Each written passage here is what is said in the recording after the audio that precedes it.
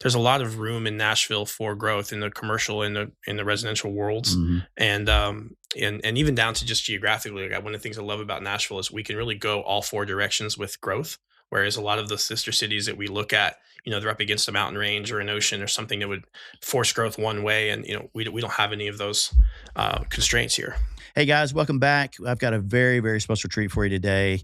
We've got Brandon Knox, who is a realtor based here in Nashville, but not just any realtor. I want to just, it's going to take a second. So just check this out. His team is the leading real estate team specializing in boutique new developments, land acquisition, and infill construction homes.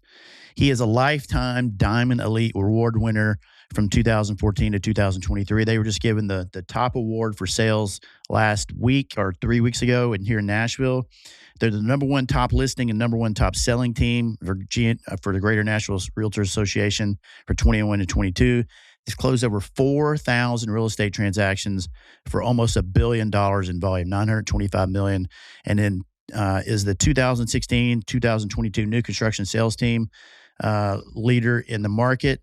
And they've been recognized as one of the top 1,000 real estate teams in America for years. So this is something that I've anticipated and been excited about. So, man, thanks for coming, man. Good to see you. Absolutely. You're a household name in real estate for Nashville. Everyone knows the name Brandon Knox. And I have to say, most of us would relate to you and think of new construction when we think of you. Now, and development. Yeah. Right. Yeah. Well, we definitely put an emphasis on that, and we definitely have been billed as the builder's broker per se for a long time. Yeah. We love new construction. Yeah. And so talk about what's been going on with you. I mean, you've kind of done some changes with your team lately in the last year and streamlined some things, but also had just a banner year. Yeah, we had a really good year last year. Like you said, we were the number one listing and sales team in Great GNR, which was really awesome. And yeah, to your point, we've streamlined the team down. We work really well as a small team, and so in terms of how Real Trends looks at teams when they're doing their annual rankings, statewide and nationally, they look at small, medium, large, and mega size teams. And so if you can be 5 people or less, you qualify as a small team, and we love being in that space, and we do really well dominate that size market. And just to put that in perspective, guys, so your team of 5, Four brokers, four brokers did 400 and how many transactions last year? Last year we closed 447 sides. 447 sides. Yeah.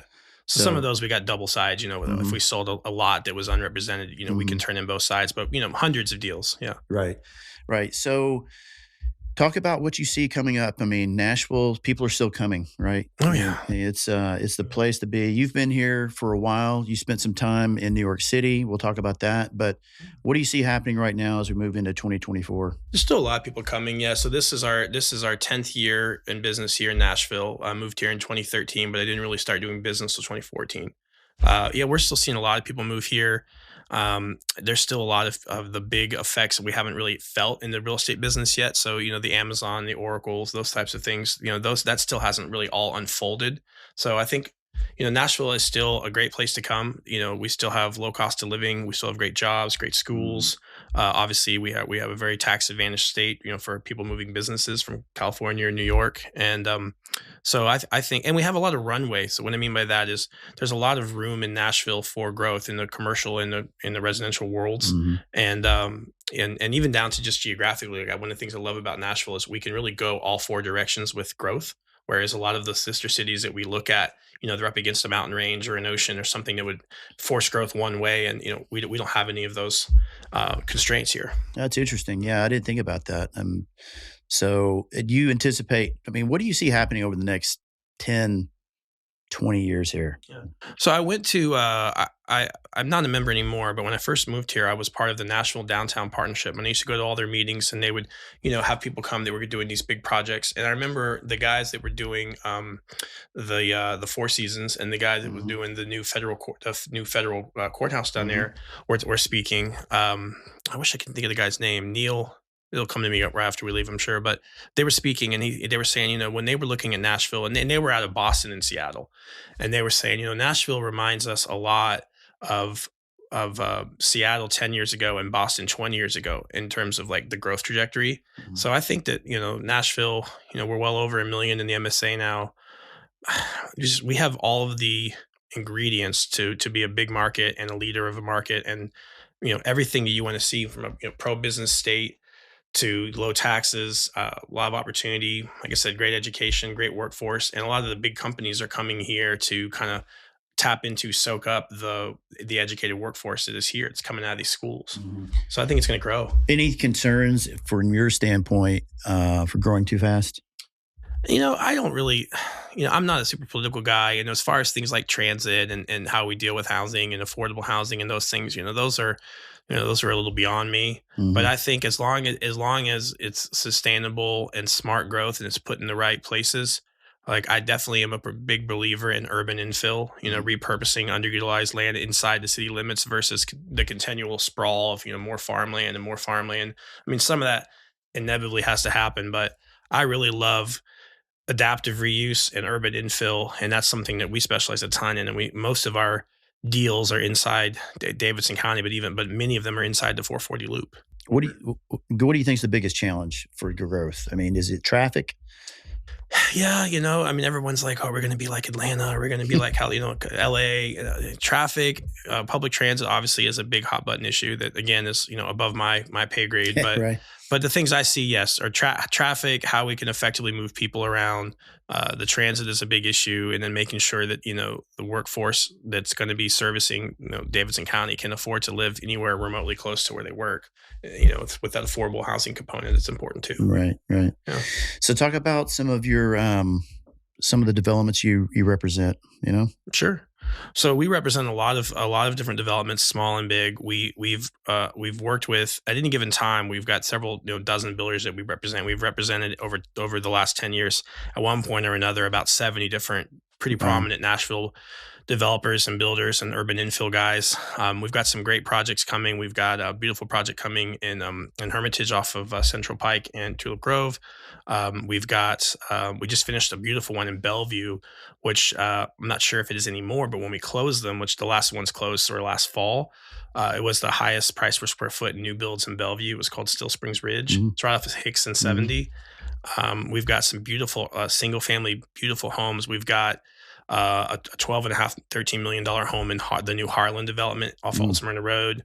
We've got a bunch of $6 to $8 million homes on Franklin Road, Battery Lane, turning into Harding, all over Green Hills, Forest Hills, Oak Hill. We've got some really, really cool stuff coming. That's a great area. I mean, I love the whole Forest Hills, Yeah. Oak Hill, and that's where I see it's in to see a lot of your signs, you know? We have a new neighborhood not far from where we're recording this, over between Governor's Club and the old Raintree Forest. Mhm, It's called the Reserve at Raintree. mhm, It's off of Grand Haven Boulevard. mm. There's going to be 9 beautiful luxury homes in there, starting at about 2.9. The first ones are under construction now, and the website, which is the Reserve at Raintree.com, is launching soon, and we'll be pre marketing those probably Q2. Wow, that's amazing. So you spent about 10 years in New York, Yeah, right? 13. 13, Yeah, sorry, yeah. 13 years in New York, and you were mentored under Barbara Corcoran, right? Well, I worked at Corcoran, like I was telling you before we were recording. So when I got there, Barbara was she'd already sold the company and was kind of still around as a figurehead. And I got to spend a little time with Barbara, but I really got to spend a lot of time with the CEO that replaced her, who's still there, Pam Liebman, and Wow. Teresa Hall, who was from Texas, where I'm from, who was I don't know if she was CFO or chief or COO, forget her title now, but she was super high up. And yeah, they mentored me, and I got plugged in with a really, really prominent broker on the Upper West Side, which is where I lived, that worked with me for the first year, about a year and change that I was in the business there. Mhm. Yeah. And so after that, what made you come to Nashville? Well, my wife's family's from here, and I mean, her old Nashville family. Her grandfather had been chief of police So you here. guys met where? Did We you left in Manhattan, yeah. yeah, So I grew up in Texas on a horse ranch. She grew up here, actually, just over here on Granny White Pike. mhm, And she had done her undergrad at Ole Miss, and then she had gone to do her continuing ed at NYU. And I had done 1 year at Texas State, hated it, and went up to New York. And I was getting an entrepreneurial business degree at Berkeley College in New York at Annex. And when we met, and we basically were trying to, once we decided we wanted to have kids and where we were going to raise them, my parents had sold the horse ranch and they had moved to the Smoky Mountains, which is sort of this way, North Mhm. Carolina, like around the border. Yeah. And we just felt like, and then her dad had passed and her grandfather had passed. So her mom and her grandmother and her aunt were all widows down here. And we had our first daughter. We just felt like it made sense to raise her down here around them and, give them something to be excited about. And so, yeah, we moved down here in 2013. But funnily enough, I actually kept working in New York for 2 years. I didn't tell anyone. I mean, it's close friends, but I didn't tell any clients that I'd left. Yeah. For 2 years. I went back and forth like every 10 days. That's awesome. So just kind of kept it going there. Well, I had a big pipeline there. Kind of hard to cut it off. Yeah, I mean, I think our last year that we were there, we did about 60 million in condo sales while I was technically living here. Right. And so I would go back and forth. You would call me up and you'd say, "Hey, can you meet this week?" I'd say, "Oh, let's meet Friday morning." And then I would fly in Thursday night late, have business meetings Friday, do whatever showings or open houses I need to do Saturday and Sunday, and then shoot back Sunday night. And like I said, nobody knew I was gone for almost 2 years.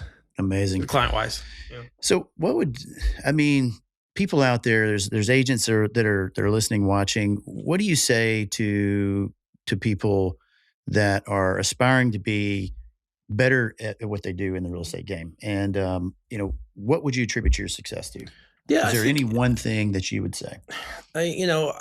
There's a lot of great agents in Nashville, which is awesome. We're blessed. This community is blessed to have some Sure. really, really strong agents. No I think doubt. for me, like I found a niche at a time when there wasn't a lot of people doing it, which was the new construction and learning a lot about dirt. So what I did might not per se work now because, there's a lot of people 10 years later now that are doing that. Mhm. But I learned a ton about zoning and codes and land and use policies and how to do a rezone and how to do an adaptive reuse and, just how to know whether this piece of dirt over here is good for X, Y, or Z, and then you can value it and sell it and bring somebody in. So, I mean, what I did may or may not work for somebody new, but I think the old additive of just working really hard. I've met very few people.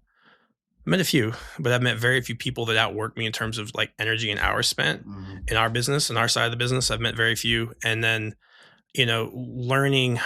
continuing to learn. I think a lot of agents, they go through their initial licensing, they take a few classes at Real Tracks, they take a few classes at the Realtor Association, and then they're kind of like, all right, I know the game. I think you've got to always be looking for ways to get better, even if it's something as simple as like your social media or just different things like that, but always looking for ways to get better, always looking for designations that you can take that will better you and provide more value to your clients. For me, the day I was eligible to be a broker, I went and did that because I think you have to be for 3 years. At least it was in New York because this all happened in New York. But for 3 years, you have to be a affiliate or a salesperson before you can go be a full-fledged broker. Like the day I was eligible, I went and did the class.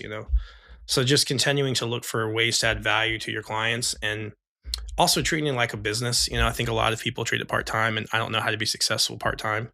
Right. So I think treating it like a business, like, clocking in and clocking out, even when there's no one watching you per se, those things I would advise. What about work life? How do you balance work life and the rest of your life? It's funny. I get my kids up every morning. I put them to bed every night. I love cooking, so I cook dinner a lot. And I'm very active. I was an assistant coach for my daughter's basketball team, and I am the assistant coach. We actually have a baseball game tonight with my son's baseball team. So I'm around them a lot, but I think, the work-life balance thing is something I'm still trying to figure out. I think David Goggins said it that, work-life balance is really important for a lot of people, but if you want to be the best ever at what you do, like that kind of goes out the window. And I did that for a long time, but as my kids have gotten older and, their personalities have developed, I've made sure that I'm around more. Like I said, I wake them up every day. I put them to sleep every night. We do prayer time. I have them go over the things they're grateful for, gratitudes for the day, things like that. And then being active in the things that they care about. Yeah. And your kids' their ages, just right now, just so everybody knows, are 11 and 8 and 11. 8 and 11 yeah. So, my son's loving baseball. My daughter it's funny because my daughter has fallen in love with the only sport I never played and don't know anything about, which is basketball. Like I'm not a basketball guy and she loves it.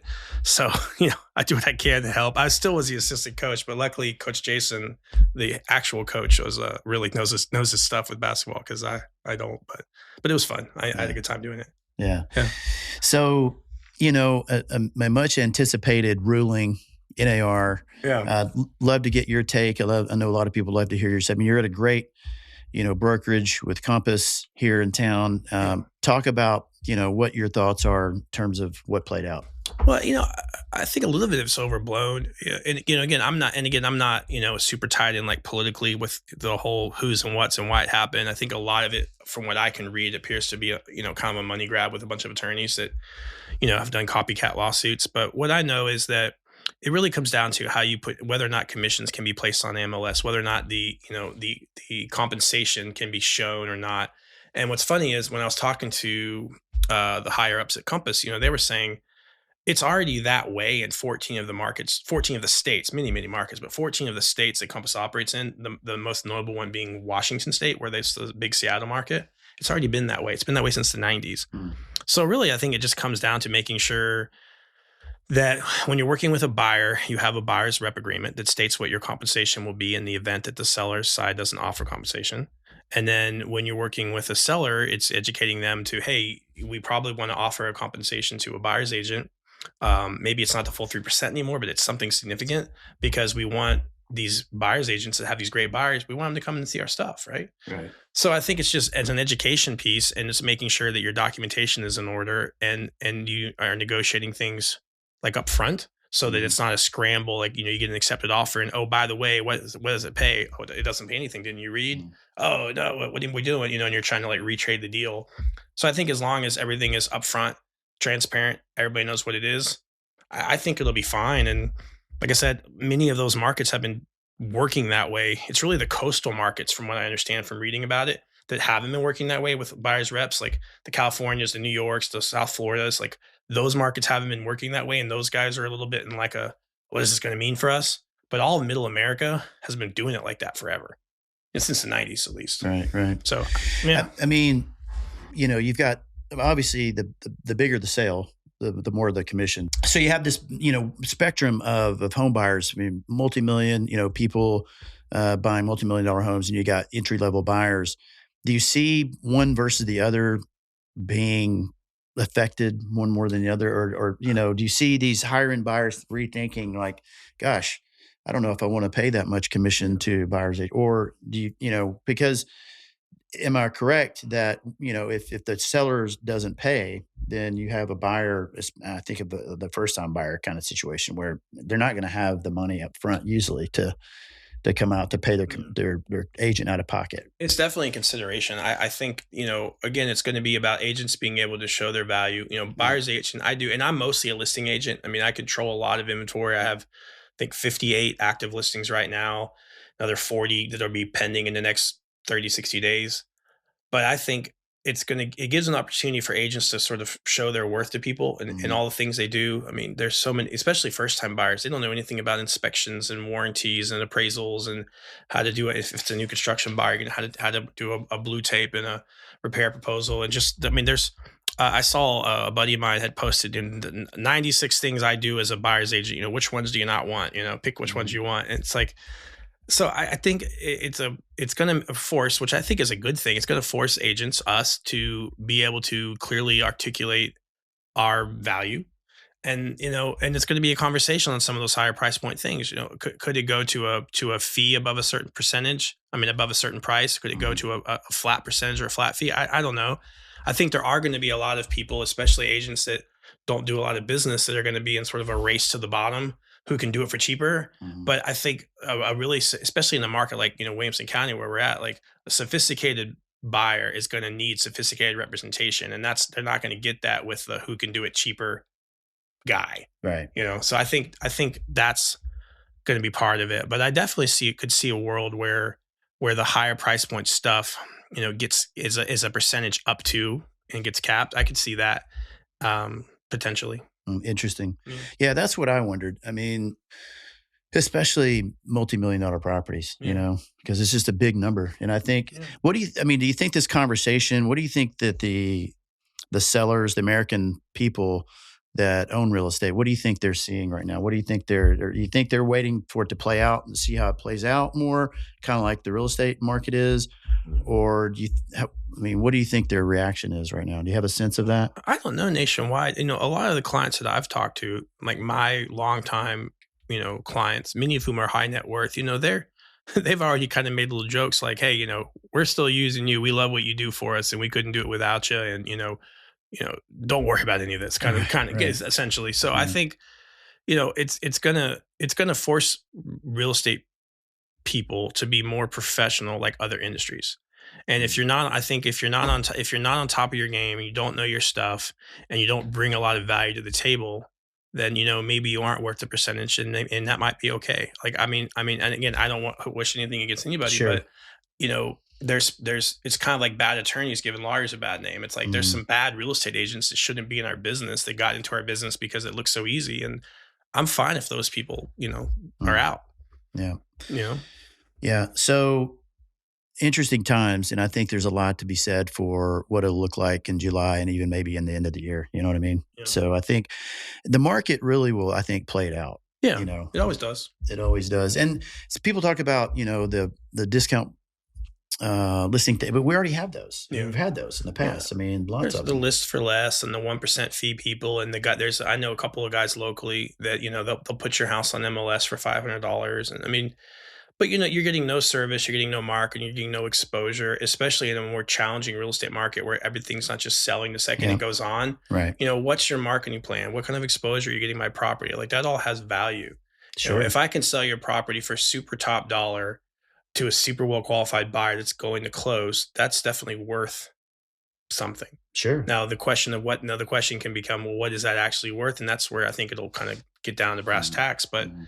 it's definitely worth something. It's no different from hiring, you're not hiring a discount dentist for your root canal, you know? Yeah.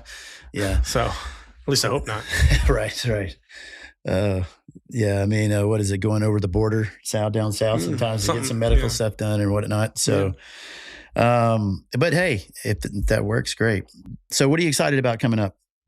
We're talking about real estate Yeah, or, anything. oh, well, birthday's next week. That'll be fun. Awesome. Happy birthday. Yeah, I'll be 42. So, I made it this far. Yeah. Yeah, I'm excited about, just summer's coming up. We got some fun travel plans. We have a house down in Florida. We love going there.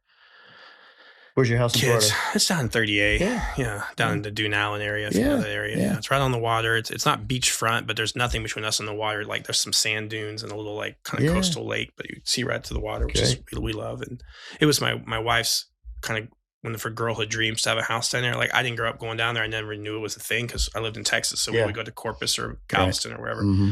But yeah, it was one of her little girlhood dreams that we made happen during COVID and got Awesome. that. So yeah, so excited about hanging out there and traveling, and just like I said, my birthday's coming up and then my wife's birthday will be in May, and there's just a lot of exciting things. Our business is doing really well, and like I think in every challenging market, there's also a big opportunity Hmm. or just big opportunities just for growth. And I personally hope and intend on growing through all of this and actually coming out the other side, you know bigger and better.